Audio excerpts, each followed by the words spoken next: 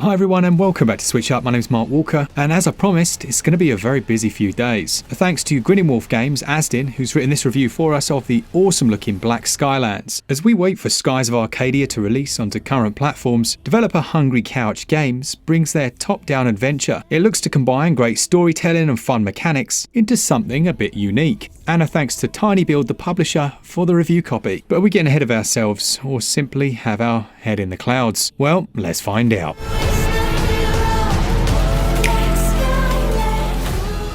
The story is set in the vast skies of the planet Aspire, hopefully I'm saying that right. Eva and her clan live in relative peace on a massive floating settlement called the Fathership. And Eva's father is one of the Earner's top explorers, and his latest expedition has involved inadvertently discovering a deadly new species dubbed the Swarm. These monsters soon swarm across Aspire and devastate most of the human population. One particularly deadly attack sees the Fathership nearly destroyed and many of its population killed. Skipping ahead a few years, Eva is now an adult and sets about to follow in her father's footsteps and put an end to the Swarm's menace. To accomplish this, she needs to forge some alliances with the local population, liberate settlements from bandit control, and restore the Fathership to its former glory. This narrative was undeniably captivating and is accompanied by stunning pixelated visuals. The sheer expanse of the sky and the various factions inhabiting it, as well as the colossal creatures roaming the planet's surface, they really do pique your interest in this mesmerizing skypunk universe.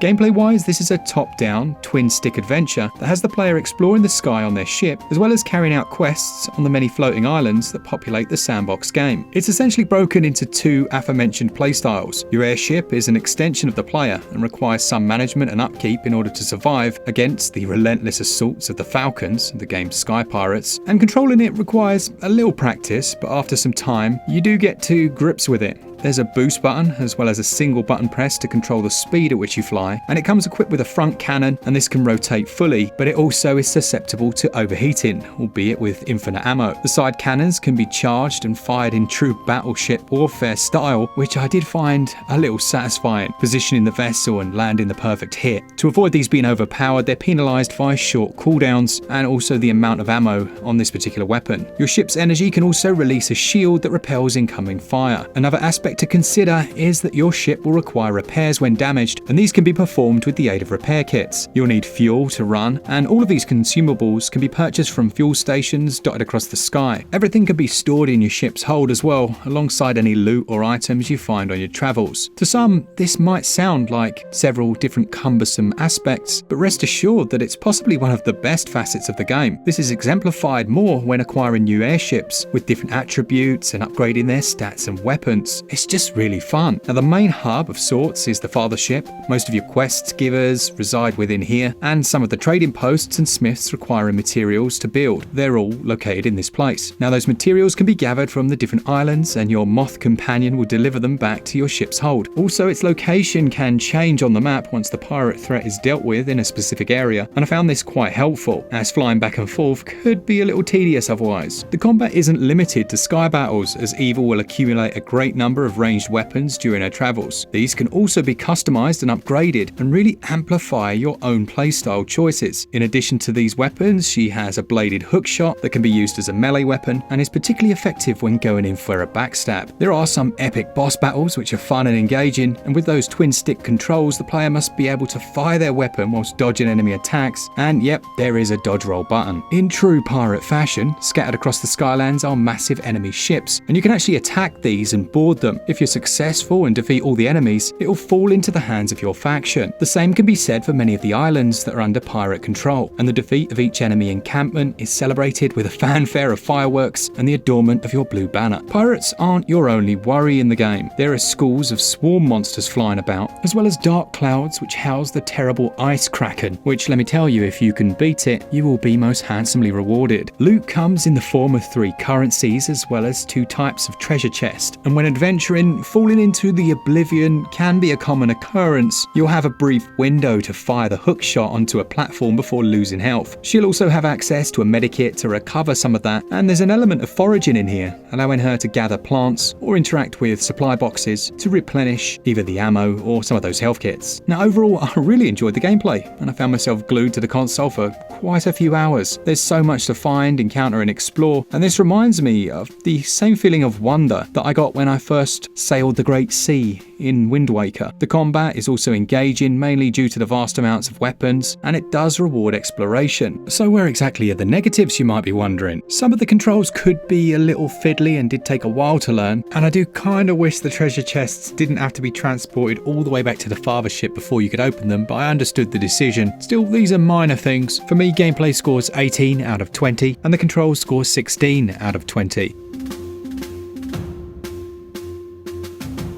Both the visuals and artistic direction are colourful and meticulously detailed, particularly the visual story segments. A lot of care has been taken to give the game a 16-bit style, all the while increasing its fluidity, which is only possible with today's technology. And I was particularly impressed by the amount of detail in these top-down areas. The wildlife gliding through the sky, such as stingrays and other creatures, brings to life what could have been an empty sandbox. The special effects also add to the visual experience, and it feels like a really nice contemporary twist on a classic style. In addition to this, the backgrounds, in this case the world below, also tells its own tale, with the gargantuan creatures that look up, and the parallax effects of the clouds. It's pretty neat. Unfortunately, as mentioned, the slightly irregular frame rate did become a little frustrating, but the first patch has mitigated that ever so slightly. The soundtrack's great too. There's a wide range of different tunes, ranging from the bombastic percussion of boss encounters to the relaxing background song played during your stay on the father ship. Players old enough to reminisce on Super Nintendo RPGs are going to feel right at home. I particularly enjoyed the deep-voiced gibberish from enemies upon their assault of the player. Visuals and performance combined score 16 out of 20. That would definitely be higher if the performance was spot on. Audio scores 18 out of 20. This one's going to cost you £17.99 or your regional equivalent, and it requires 1.7 gigs to download. There's no word just yet as to whether this will get a physical release. At a relaxed pace, you're looking at around about 20 to 25 hours, but longer than that if you want to find and do everything. Without the aforementioned performance issues, I would definitely say it's worth grabbing at the asking price. There are a lot of engrossing facets in it, which will have the player, especially the completionists amongst us, scavenging for absolutely everything you can find. If you're looking for a great game with a decent story and interesting characters as well, that in my opinion is slightly stand out from a busy field, then this could be the one you're waiting for. Overall value for me scores 17 out of 20. Black Skylands is an enjoyable experience that I think is going to surprise many people, mainly due to the deep mechanics that require the player to invest their time and improve their own skill. It does so by respecting the player's freedom to venture forth, focusing more on exploration and the high risk / high reward gameplay that comes with it, and there are many things to focus on, which helps keep this twin stick shooter adventure hybrid fresh from start to finish. With a little patching, it'll be even better.